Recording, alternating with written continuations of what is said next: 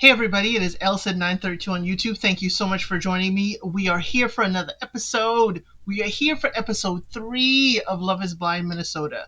Do me a great favor, take a moment, like, share, subscribe. We are getting heated. Like we left off, the doors had opened and Joey and Monica were going in for a reveal. And they saw each other. They're both laughing and nervous. She loves his hair, okay? She loves the beachy, hairdo up to his shoulders. But she's just like going down on her knees. But she said her legs are jelly. But she's giving me homey vibes with this. She's not giving me romantic. She's giving me homey. I'm sorry, Monica. You're giving me homey. But I'm hoping he loves it. He does think she's beautiful, and he goes to touch her leg when they're sitting down. She loves the ring, and he tells us why he's growing his hair. He's only had this hair for just this year, and he's growing it so he can donate it. Okay? She's like, she loves a man bun, so she can't wait, but he doesn't know how to do it. I was like, yo, you gotta learn, Joey, you gotta learn. But no kiss. They are touchy, but it wasn't kissy. He did ask her for a kiss, and she's like, hey, I wanted it, but I didn't want to ask for it. So I guess those two are kind of quirky, awkward. I like it. I like it for them. But now we have to see, can we live together day to day? The song they play, or the lyrics of the song, is Mad About You. Next up, we have Taylor and Daniel. They talk about the happiest moment they had this year. Both of them say it's the call they got to be on the show. Okay, that's cutesy. That's the most recent thing y'all have. He said he didn't think he would connect with someone. Okay? And she thought her someone didn't exist. But maybe happiness doesn't exist for her. And I'm like, it's kind of Debbie Downer. I'm scared for when she sees him, y'all. I'm scared if Daniel proposes to Taylor, I'm scared that she may not think that it's short guy season. What are your thoughts? Because she's giving me, I'm not sure. It's like double dutch. You don't know when to jump in, if she'll jump in. Daniel said, you will not end up alone no matter where you end up in life. Your person will find you. So the song they have is Good Together. Then we go to Ben and Sarah. He wants to give her certainty that he's going to support the rainbow community. Remember, her sister is part of the LGBTQ plus community. And I just don't believe him, y'all. I just don't believe him. Okay. So he just didn't want her to feel like it was a barrier between them. She's like, what did you love as a kid that you didn't do as an adult? And he said Saturday mornings with friends, and they will go play baseball and do Dairy Queen. Now, Ben, I'm with you. I love a Dairy Queen. It's not good for me. It's not good for us, Ben. It is not. But that is one of my favorite memories, is that, going and have Dairy Queen with my family. The dip cone? What? Ben, I'm with you. She says she played Xbox a lot with her sister, and they actually beat real adult gamers when they were 13 and 8. But what scared me with that story was when she said they told them they were 13 and 8. Girl, don't be giving out that information online. You don't know who's on the other end of the... Okay, maybe that's just my paranoid self, chiming in. The song they play is We Are Just Getting Started. And we are, because next up is Madison and Alex. She gave him her bear alien, okay? That's her stuffed animal. He thinks it's cute. It's to show him that she is not running away, okay? He asked if he could keep the bear overnight, and she's like, sure, but as long as she sees him the next day. Hey. So he's like, yes, he apologized for talking about her running away the last time, okay? So, see, when he apologized for that, it gave me a little bit of hesitation, because why are you apologizing for your concerns about her as an appropriate wife? So she's like, she likes that he brought his concerns forward, but she felt like he shut down on her and didn't give her a chance to explain it. It didn't feel good. He said he, he does want her to feel safe and comfortable, and she does want the same for him to feel cared about. They lay on the couch and talk about looking up at the stars, and I'm like, y'all are chill together, but I ain't sure. The song is If It's a Dream, Don't Wake Me Up Now. So then we see Madison transition to her date with Mason. He's saying he wishes he could cuddle up with her. And I'm like, is she playing him the way she's talking to him? Okay. She's glad that his dates are bad. They talk about, her going to college for business. He says, it's amazing for folks to think that an 18-year-old will want to know what they want to do for the rest of their life, that they would want to know what they even want to study. He said he graduated high school. That was his best accomplishment. Then he worked in a factory and he was going to settle there because he had bad grades. He said, hey, I had bad grades. This is all I could do. But his parents believed in him, told him to apply to a local college, and he got accepted. He said he don't know why. And that little bit of self-deprecation, Mason, I don't like, but you have accomplished a lot. So he said he got a degree, and his professor reached out to his current boss of his dream job, and he got the job. She says she loves talking to him. That's her favorite part of the day. She didn't affirm him, but I feel like she's playing him. She gave the other dude her beer, and now she's talking to him. I don't know. It feels like Mason is a placeholder for Madison. That's what it feels like. Like he is her number two. I'm going to hold on to you and I'm going to cast you out later. But I do like Mason. Remember, he's a cinematographer. He does documentaries. And I'm glad that this story is coming to light because there are people struggling to graduate high school. There are people struggling with different parts of their education. But this shows you can still be successful. There are so many jobs out there. There's so many ways to make a living that it doesn't have to necessarily be rigid and it doesn't have to necessarily take one path. And I appreciated this part of Mason's story. The song is What I Really Need is the Kid in Me. And I guess that's what they're, I'm not sure. I didn't like that song. Could you tell? So Meg and Mason. So Mason transitions to his date with Meg, and she tells him she felt the energy shift. Is he still feeling her? I like Meg. You know what? Meg reminds me of a good friend of mine. She runs a volunteer agency that just helps underprivileged. And that same attitude, personality, oh my gosh, Meg reminds me of her so much. So Mason says he never connected with anyone the way he connected with her. Lies. Lies, Meg. Don't listen to that man. He said he's more confident than when he got to the pause, and she said, hey, she needs some more affirmation. So Mason is like, it's terrifying, just dating multiple people. She's like, yeah, you got to choose a partner for life, and, you hope that it's the real person. And she wants all the peaks and valleys of this process. He said, oh, that's his motto. He's lying and playing. Mason, let me keep my composure. Let me not yell at you when I want to yell at Mason. Mason, you're lying. You're being a parrot. I'm sorry, you're parroting what you think she wants to hear from you. He said he likes her energy and that they can talk about aliens and anything. The song is No One Really Knows Me Like You Do. Mason admits that she is not his top person, but likes both ladies in different ways when he gets back to the men's lounge. I said, see? Mason. Anyway, Mason, you don't really like the lady that much. But I could totally see you and Meg, all the things y'all talk about, I can see a closer connection. But I'm giving you a huge portion of this.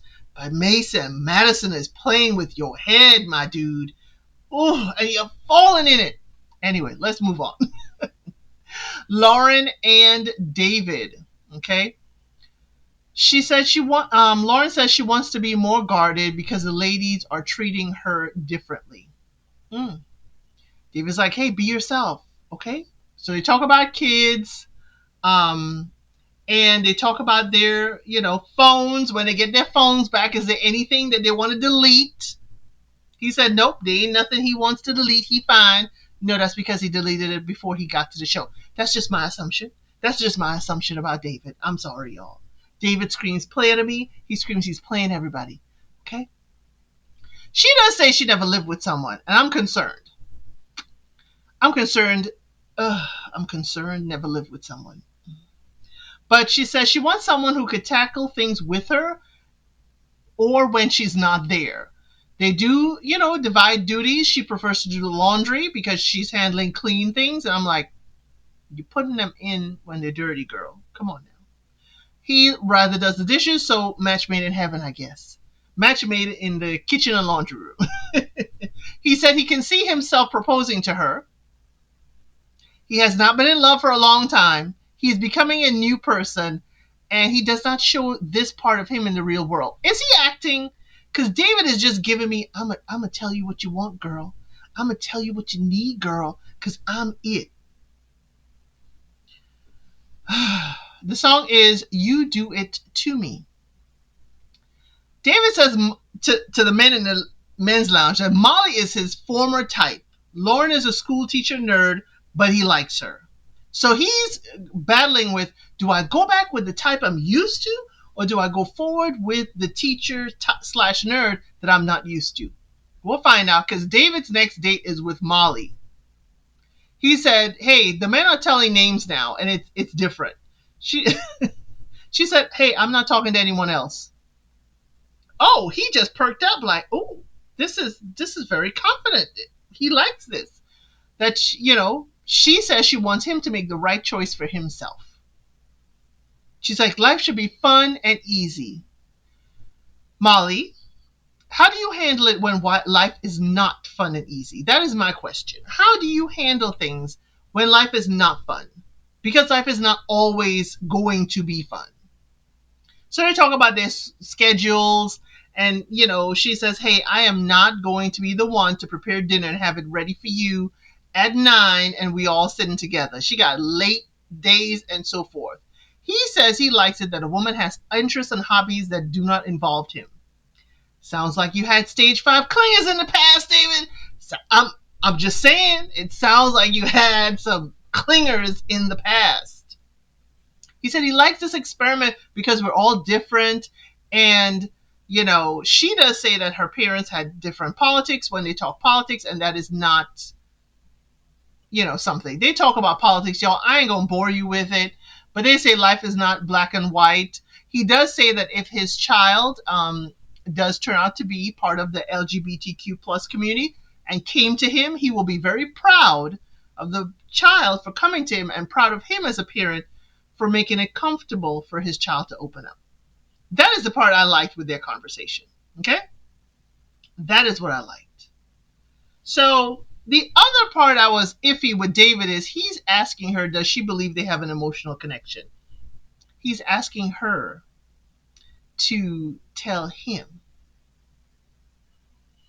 He wants to hear it first. David, you are playing Molly. Okay? But she's like, yes. He said he's never been like this before. He said he removed himself from society for a year and he comes back as a new person. New person or a lying person? I'm just feeling you're lying to me, David. I'm just feeling you're lying. He said, is she okay? That if this is part of their story? I'm like, what? Of course she's okay. She's there. She's part of pods. She's okay with this. So back in the women's lounge, the women build a fort and they're talking. Molly shared that David told her great things. Lauren left the fort. Lauren left the fort and was like, yeah, I can't be there. I don't want to hear it. I don't want to be part of it. But she doesn't say that. She says that to us in the background. The song they play is You Are My Biggest Mistake. Who's making a mistake, Lauren or Molly? We see Devin and Virginia. She says in 5 years she sees herself with child and a baby on the hip supporting his coaching, supporting his team. She thinks he's an amazing person.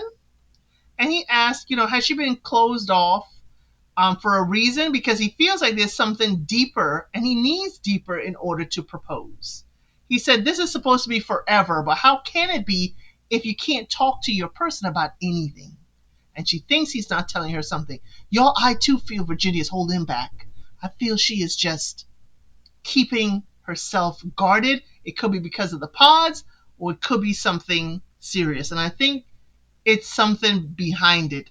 No evidence of such, but I think there's something there. We move on to Brittany and Devin. They play a game. They talk about family. He said he's second to last. He has 3 adoptive siblings. And Brittany does something wonderful. She says, "May I ask why your mother decided to adopt?" We all wanted to know, but it's the way she asked. So he said, the mom wanted to be the light to other children. And I'm like, that ain't the full reason. I'm hoping it's editing, but I would like to know more. Totally more about Devin's mom. So she's like, hey, you've been raised by good people. And they talk about his middle name. Y'all, his middle name, we're not going to make fun of it, but I like it, is Early. Now, if you know Dreamgirls, you will know that one of the characters in the play Dreamgirls is called Jimmy Early. So she starts singing, Jimmy got soul, Jimmy got soul, Jimmy got soul. And I just heard it in my head. I had to pause it and listen to that and even watch the movie with Eddie Murphy doing that rendition. I had a wonderful kick to that. And I wish that Netflix had permission to play that, because that would have made my day. He said he don't love the middle name, but hey, we like it. Definitely accept it. We like it. So she says her middle name begins with A, and he guessed right away it was Amanda. So he said all the men folk them think that they are compatible and should be together. Okay, the men are talking in the lounge and giving out names now. We move to Madison and Alex. She says she's dating another, and she's not upset that he's dating another, because that's the pods. She said she had a moment, but she's confident in what she and Alex has had. He feels good about it. It sounds good.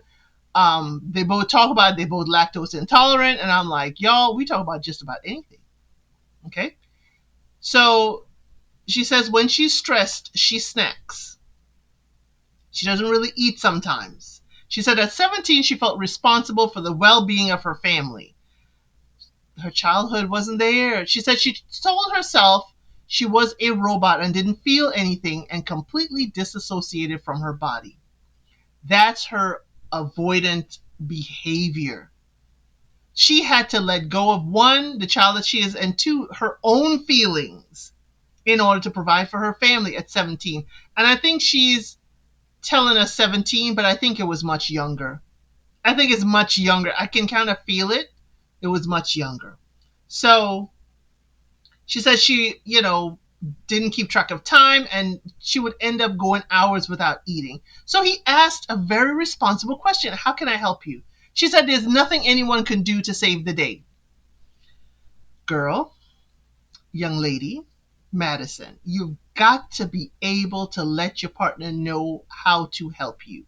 He is going to feel helpless. He's going to see you going down a path that is not healthy for you, and he's trying to help, even if it's just sitting there quietly, even just talking through it. Even if you said, just bring me a snack, just remind me every now and again. You got to learn to rely on somebody. And I think for Madison, since she has not been able to, as she said, go to her mother and have an adult that she's able to go to, I think this is why she's behaving this way. This is what I'm seeing. Maybe her mother and her father's addiction is what it morphed into her being. So she says it's her responsibility and she's doing everything she knows to get through it. It's still hard for her to lean on anyone. That's going to be hard because Alex wants to feel needed. He wants to help. So he asks, how is this going to affect the relationship? She's like, it's not affecting the relationship. I was like, girl. He said it's tough because it's not something he can control. She says she goes into autopilot, and he said it's hard to help someone with something unknown. She doesn't want the help. Alex, you need to just... So she's like, you can't be sure of anything. It comes down to trust. She's aware. She's working on it with all of her resources. He's like, yeah, he's fine with it, but, She hasn't shown him too much extreme, and I think it's because she's so gentle with it. This right here, her forgetting how to eat or when to eat and going into autopilot, that is extreme. That is way extreme, and that could be self-destructive if it goes really far. So, Alex, I am asking you to trust your gut. She has shown you extreme. But he says he trusts her word. We all have different issues. He said if you're, wanting help, he is there to help. So she says if you're looking for someone who's been through less, it's understandable. She's starting to distance herself. If you don't want to handle this and if you don't want to listen to me, I understand. You could go with someone else. Say, but hey, it made her who she is today. He is fearful. He said, he wants to make sure it's the right decision and marriage because they have to help each other through their issues. She has to help him with his. He has to help her with hers. So she said, glad he clarifies it. She's trusting it. I'm like, you have to be more vocal in the pods because you can't see each other. And he's saying he likes her depth, but I'm like, she's hyper aware. And she's starting to nitpick at Alex. You can't save me. Don't try to save me. I'm going to do what I have to do to save me. I'm going to do what needs to be done. Madison. Ooh, child. The song is Love Me or Let Me Down. Then we have Meg and Mason. She's trying to get rid of a spider, y'all. She's like, oh my God. She's like, but she doesn't want to end it. She just wants to relocate it. But she's like, hey, let me let it go. So she says it has not been a long time, and she doesn't want to. They were talking about intimacy. Okay, they were talking about intimacy. She says it's been a long time. She wants to be in a committed relationship before she gets active again. Totally understand that, Meg. Totally get it. Here's my thing. Is an engagement in the pods considered commitment enough? So they talk about more intimacy stuff, and it was just blah. So the song is Wrap Me in Your Arms. I Will Never Fall in Love Again. We transition to Mason having a date with Madison. She says she knows the other girl he's dating and can tell they have good dates. Girl, why are you talking about the other person? And then Mason is like, well, is she glowing? What? That's a weird response. You want to know if your other connection is happy with your current connection. She says she won't say too much, but she's trying to keep things quieter. So he asks, who else is she dating? Because he can't tell. So she puts the conversation back into a sexual conversation, more intimate. And they're always going there. And Mason's mind seems to like go down this rabbit hole once you get into more intimate conversations. And he's not going into the deep conversations he has with Meg. And I'm like, Mason, you're not clocking it. You better getting clouded by all this intimate conversation with Madison. So he said he's never broken up with someone. Very interesting. He says he doesn't like giving up and he will do all that he can to make things work. She's asking again, why do you think that is? He says usually them falling in love with someone else. And it makes him scared to fall for someone again, to trust his heart and his gut. He said he likes intense feelings, good or bad. Why do you need intense feelings? Why does it need to be intense? Why does feelings need to be intense for you to feel it? I don't like this whole I need to feel a strong emotion. So she said she does not like feeling intense. She usually breaks up with people, and because she respects herself too much to put up with bull. Now, Madison, I'll give you that one. Break up with them. Do not put up with bull. Have your standards. Stand your ground, girl. I totally understand that. But it seems like Mason will stay there, attached like a barnacle, and he won't leave unless he is scraped off. He sounded like a stage 5 clear. I'm sorry. So he says he feels very good about their connection. No one else there makes him feel like that. What does it mean? She is very good at drawing him out. he says he is developing feelings for her. She says she's considering his other girl's feelings since he is all that Meg has. So she's telling him Meg only has him. That's a chess move right there. Madison is telling him, yeah, I'm the one holding the cards. That's what she's saying. I'm the one holding the cards because your girl, she don't have anyone else. I have options. So he gives her more affirmation. But she's like, before that, she's like, hey, if I'm not your one, that's fine. Don't feel like you're going to hurt me. And that's how she's reeling him in. He tries to give her words of affirmation, but y'all, it felt stiff. It felt like he's just saying it to keep her and that it's not flowing. He said he's not going to throw this away, and she is not worried about the connection, but it has been on her mind. She got him to share more, and she didn't share much. That was a player move, y'all. That was a player move. Madison drew him out. First, she clouded his mind. The intimacy talk. Ooh, his head is in the clouds. She played with him. She really got to him. Then she started talking about this. Don't you like me? Well, your other girl ain't got nobody else. But I have options, but I'm here with you. I need affirmation to make a decision. Come give me what I need. Madison played him, and Mason don't see it. And the song they played is Closer to You One Last Time. And that is the end of our episode. Y'all, I'll see you in the next one. Let's get through it. Thank you for watching. Please like, share, and subscribe to the channel.